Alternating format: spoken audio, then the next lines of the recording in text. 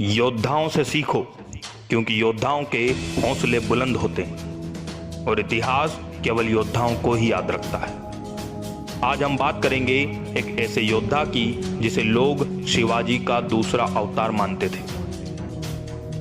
1857 का संग्राम आप सभी को याद होगा, एक महासंग्राम जिसने भारत में क्रांति की नींव रखी।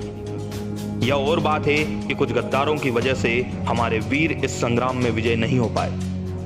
इन गद्दारों की वजह से लाखों भारतीय क्रांति की बलि चढ़ गए।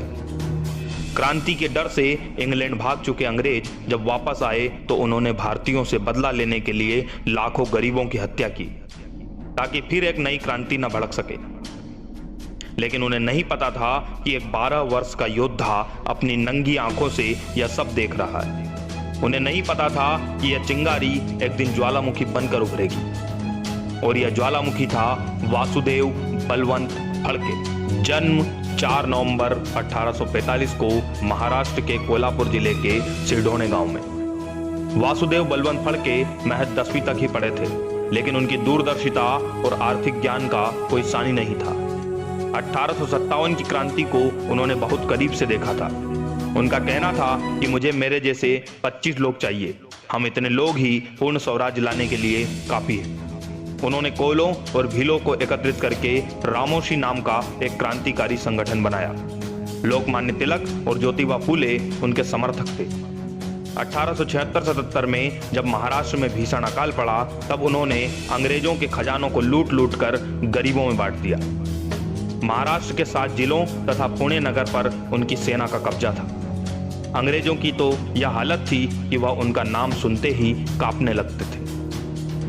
उनके डर से अंग्रेजों ने अपने दूर दराज के घरों को छोड़ दिया और सुरक्षित जगहों पर रहने लगे।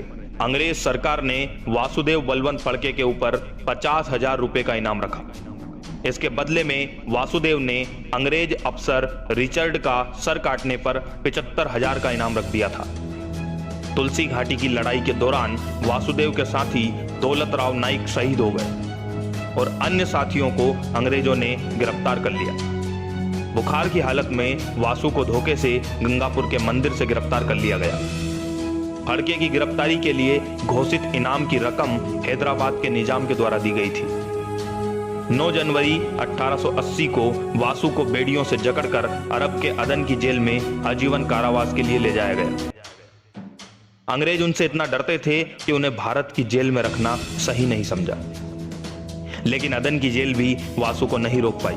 12 अक्टूबर 1880 को अदन जेल की ऊंची दीवार से छलांग लगाकर वह फरार हो गए, लेकिन उनके जर्जर शरीर ने उन्हें धोखा दे दिया और 17 मील भागने के बाद वह गिरफ्तार हो गए। इसी तरह यह योद्धा अपने उसूलों और आजादी के लिए लड़ते हुए 17 फरवरी 1883 ईस्वी को शहीद हो गया। एक ऐसा योद्धा जो आगे आने वाले क्रांतिकारियों के लिए प्रेरणा बना। आशा है कि आप भी इनसे प्रेरणा लेंगे और जिंदगी के एक बेहतरीन योद्धा बनकर उभरेंगे।